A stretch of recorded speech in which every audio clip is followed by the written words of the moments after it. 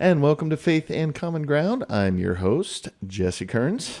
And I'm your host, Amber French St. Clair. And welcome to our radical hospitality here at Faith and Common Ground, where you are welcome and all are welcome. That's right. And all means all, right? All means all. All means all. And whether we've done this intentionally or not, I don't know, but we've been doing kind of a series on trauma and dealing with trauma. It's quite possible that we're doing this because life is a little traumatic right now. Yeah, I think it's both intentional and it's the biggest issue that our community is facing right now. So it makes perfect sense. True. One of the things that I love to do in order to deal with my own stress at the trauma that's going around is practice yoga. And I know I've practiced yoga with you, Amber. Yeah. But who we have on the show today is my first, or at least my first best yoga therapist, and that is Jeanette Connery. Jeanette, welcome to the show. Thank you, Jesse. Hi, Amber. How are you? Good. It's so nice to hear your voice. Yes, I know. Thank you. It's good to hear you, too. So, Jeanette, when did you start to practice yoga, and what led you to be an instructor? I mean, what was the appeal? Okay, well, yeah. So the very first yoga class I ever took, I was a freshman at Chico State. I took it as PE with Annalisa Cunningham, and if you're out there, I'd like to say hi. I took a class with her, she's too. Still here. Yeah, she's great. And I remember at the time being really struck one day. I was walking home from my yoga class. It was fall and the weather was dreary. It was just starting to get cold. And the leaves had already fallen off the trees. And I felt, wow, how weird, because this weather is the world is so sad looking right now, but I feel so good. And being really taken in by how present I was in the moment and what a contrast that was to my typical state of mind. I continued doing yoga on and off throughout my youth. At one point in a yoga class in Fresno, I was in the middle of a really hard breakup with my long-term boyfriend, and was in this yoga class in child's pose, looking into the cave of my heart and feeling the profound meaning of spending time with myself. Just breathing into this little cave that nobody else was in and noticing how good that felt. And that sort of gave me the strength to get through this breakup, knowing that I had this inner resource that was myself, and that regardless of how things went with that relationship, I was going to be okay. That's beautiful. It sounds like a real intentional beginning of your inner relationship with yourself, becoming like self, center focused instead of externalized. Does that resonate? Yes, and I had no idea at the time. I was so young, and yoga was still quite special, weird, foreign to me. But looking back, I see, that was the beginning of it all. Let's see, the second part of your question, I think, was why did I become a yoga teacher? Yeah. And how did your experience with yoga yourself motivate you to teach others and to work with others? Yeah, so after being a stay-at-home mom for a long time, when my youngest went into kindergarten, I actually decided to start teaching yoga because I thought it would be a fun, flexible part-time job. No pun intended. Sorry. Little did I know, I fell in love with yoga so deeply. I just knew that there was more and more and more to it that I wanted to learn. So I almost immediately went into more training, eventually getting into yoga therapy training, started driving down to the Bay Area twice a month for 3 years. And that was when I really started to understand the potential that yoga has to heal people and how special it is, because it works on so many levels. Yeah. One of the best things that I've learned from you is this idea that we project into the world the light that is within us. And I heard you touch on that in what you just said, how important it is for us to project that into the world. Absolutely. I just, True. oh, sorry. I just read, well, I've read it multiple times, but it was brought to my attention again that the HeartMath Institute has proven that you have an electromagnetic field around you that's generated by your heart. And so I think this practice that you're encouraging Jesse and really all of us, I'd like to invite all of us to do this, is to be conscious that that is what is happening. We are energetically putting out what's going on inside of us to everyone around us, and that has a healing vibration, and being conscious of it, like you're teaching, is really helping people to put that energy into a good framework and not just be spewing out whatever, right? Right, and this is so poignant right now at a time in history when there are so many things out there that are very scary. People out there are very afraid and traumatized. We've had, even within our own community, with the fires, and beyond that, there's been the pandemic, and now there's a war, and there's all this divisiveness and separation in our politics. And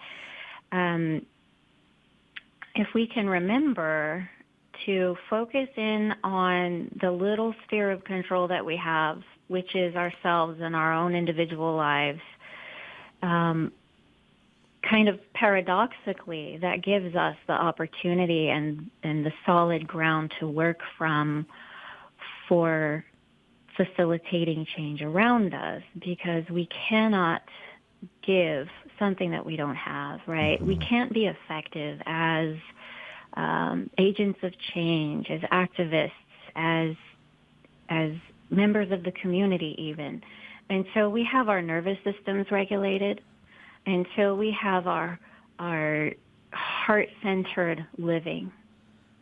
And from there, we have the resilience to then go and find those opportunities to start chipping away at the issues. You know, these opportunities present themselves one at a time. And as the time is right, I really believe in the natural unfolding of things, that things always happen as they should. So when you make yourself ready, then life gives you the material to work with. That is beautiful. And I'm reflecting on another experience that overlaps with this, which is one of my practices, is like synchronicities and repetitions, right? You got to pay attention to those. I was speaking of, I try to give people an applicable example of what you're talking about. I get frustrated by all the trash and our unhoused population having a hard time managing. And then I have a look at myself. Well, there's trash in my own yard. There's trash in my own neighborhood. And when I bring that power back to myself, I can do something about the trash in my yard. I can do something about the trash in my neighborhood. And I can also have compassion that I've had an illness that's kept me from taking care of that, which makes me have more compassion for the people with the illness in the park who don't have the capacity to take care of that. And that's one way that what you said applies in my life in like an applicable way. Absolutely. 100% exactly what I'm talking about.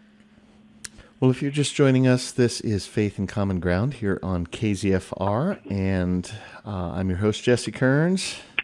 And I'm your co-host, Amber French St. Clair. And we have Jeanette Connery, yoga therapist, in our virtual studio today. She's not like here with us, but she's on the phone with us. So it's good to have you, Jeanette. I have an oddball question for you. Of course, anything. You know I'm going to throw one at you. What does a good day look like for you as a yoga therapist? Oh, I love this question. Every day is a good day because I love what I do. I'm passionate about what I do. I take it really personally. I give from my heart, and that actually feeds me. a good day is working with the people I work with. I absolutely adore them. Of course, there are stellar days, too, and that would be a day when someone leaves my studio feeling better than when they came in, or leaves with a new sense of self-agency, optimism for their future, belief in their own ability to create the reality that they want. That's awesome.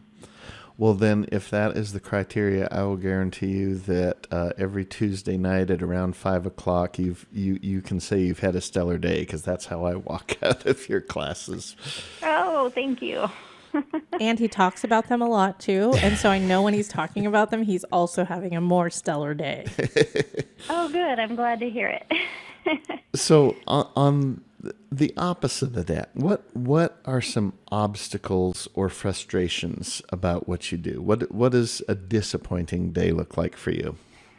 Well, I'm never disappointed with my days. Occasionally, of course, because I'm on my own journey. I have my own issues. I am occasionally disappointed in perhaps my own performance that day, my own choices, or thinking I could have done something better.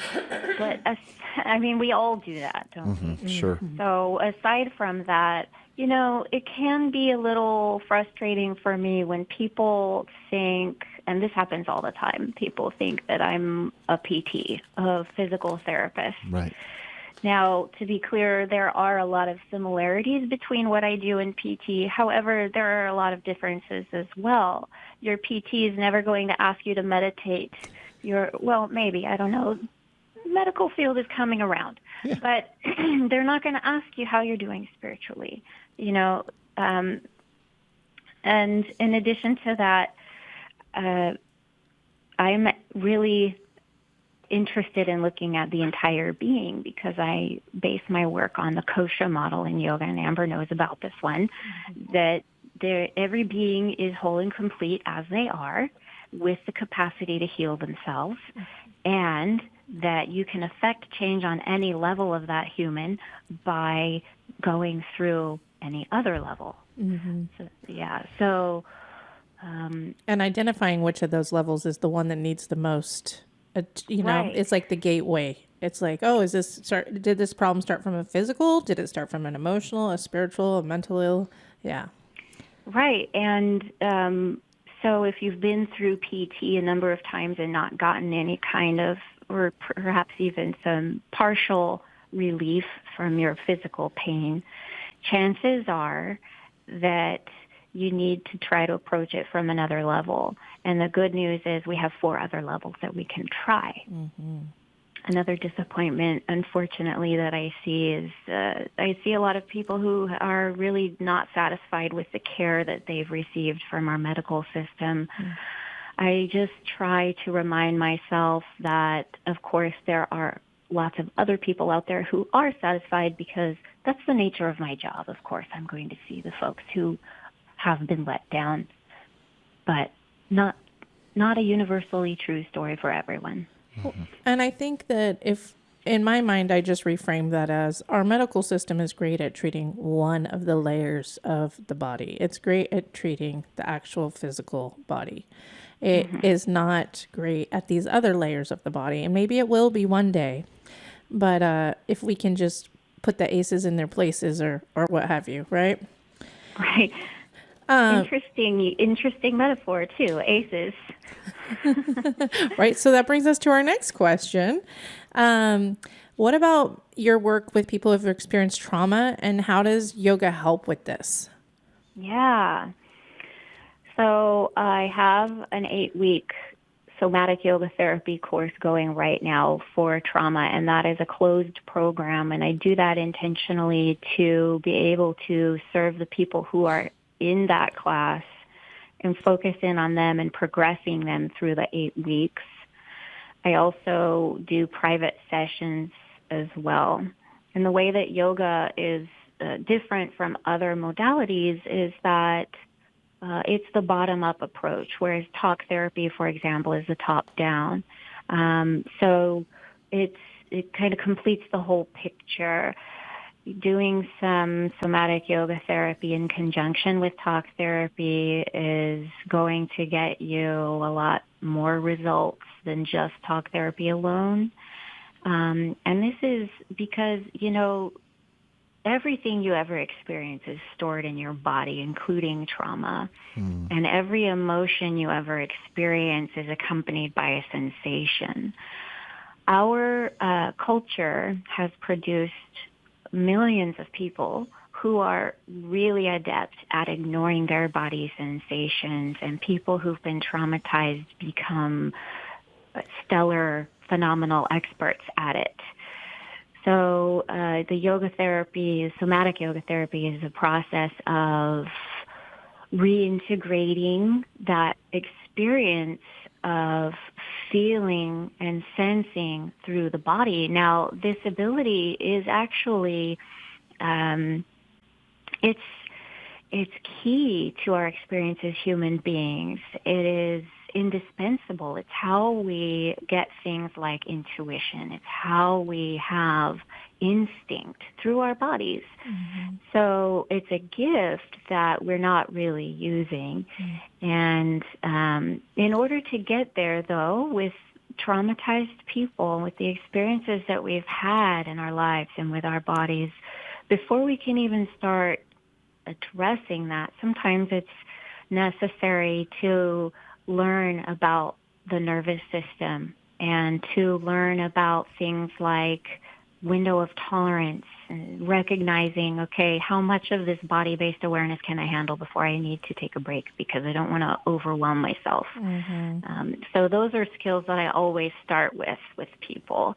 And then from there we can start working into those sensations and skillfully learning how to not only tolerate them, but to appreciate them, to approach the body with curiosity, with friendliness, and reintegrate those parts of ourselves that have been slivered off, that have been cast into the shadows and left behind in the name of coping. Yeah, on my own trauma recovery journey, I've noticed, there's a lot of stuff that comes up when you start doing this work. And like you said, it's so important to be conscious of your capacity and to also, where was I going? I had another thought. Damn it, I lost it. Fine. It'll come back. It will come back. Yeah, I can relate to that too. I also have my own personal trauma, and I've noticed that people in the healing professions and the helping professions, that's a theme with us. And I really believe it's because once someone experiences something profoundly beneficial and healing, they feel a responsibility, an obligation to reach out to other people and, help them find the benefit that they themselves have had as well. So that influences my work for sure. I know Jessie was really interested in hearing about this, so I'm going to go into it right now. Yay. Just briefly, I have complex PTSD and developmental trauma. I have lots of ACEs. And for those who aren't aware, ACEs is adverse childhood experiences, such as having a parent in jail, experiencing hunger, being abused or witnessing abuse, having parents addicted to substances, and the list goes on and on. So these things are proven, not just thought or theorized, but absolutely proven to affect a person's development and their ability to engage socially and to regulate their own nervous systems. My parents were drug addicts. My dad was in and out of jail as I was growing up. I witnessed a lot of violence and was even sexually assaulted myself a number of times as a young person. And I think it's important for me to say that only because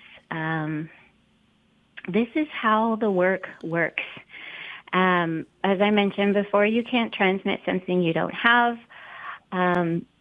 I believe in my heart of hearts that the work I do is my purpose on this planet, and it was through those experiences I was able to access the healing that then inspired me to reach out and help others. That's beautiful.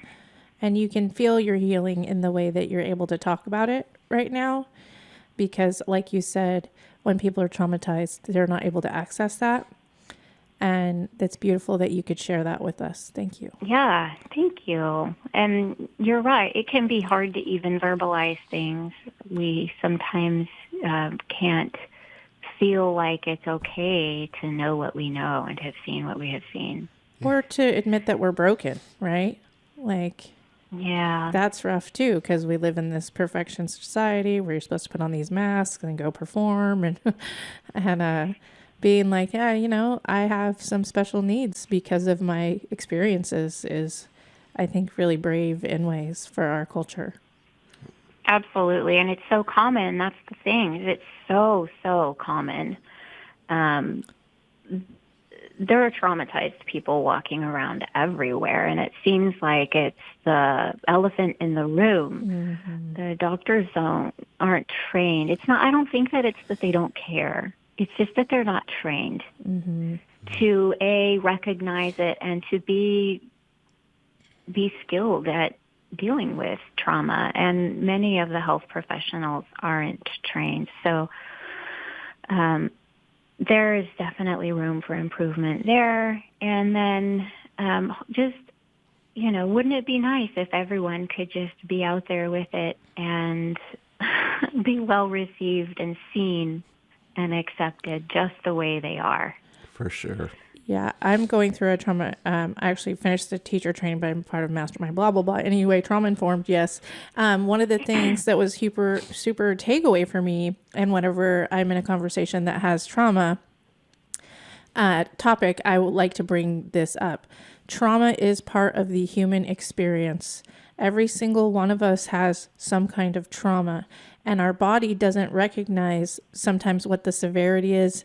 It's all different degrees, but your body can respond to like food poisoning in a super traumatic way. And now you always have like a physical response to the food poisoning. Mm-hmm. So there's part of like demystifying trauma, taking the charge away and sharing it as a human experience and allowing that there's going to be different places on this spectrum that people are going to fall based on their life experiences, but that we all need these tools to manage being a human and having a human body. And I'm so grateful that you're doing this work.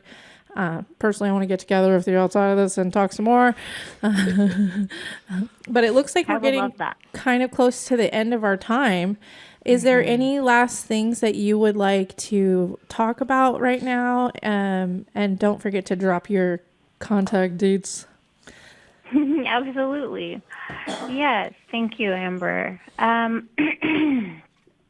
So if someone is not sure whether or not they need to try yoga, a good way, yoga therapy, somatic yoga therapy for trauma, a good way to know is ask yourself the following questions. Do I get talk therapy, and am I still experiencing the disturbing symptoms that I was hoping to alleviate through that? Or do I have pain in my body that is undiagnosed, that the doctors can't find anything wrong, but yet there is that pain that never goes away? Does the pain move from place to place?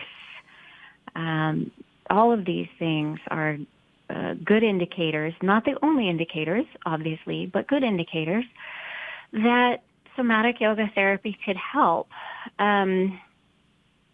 People can get a hold of me by visiting my website, JeanetteConnery.com, emailing me, Jeanette@JeanetteConnery.com, or calling me at 828-4725. I have in addition to Somatic Yoga Therapy 8-week class that I offer, I do have 2 weekly classes called Spine Care Yoga, which is not somatic yoga therapy, but is also very helpful and relaxing and strengthening in a very gentle way. That's on Tuesday mornings at 9 a.m., Wednesday afternoons at 4 p.m. These are donation-based classes. I want people to be able to access the benefits of yoga therapy regardless of their financial status. So registering for those classes is available either through direct contact with me or through my website.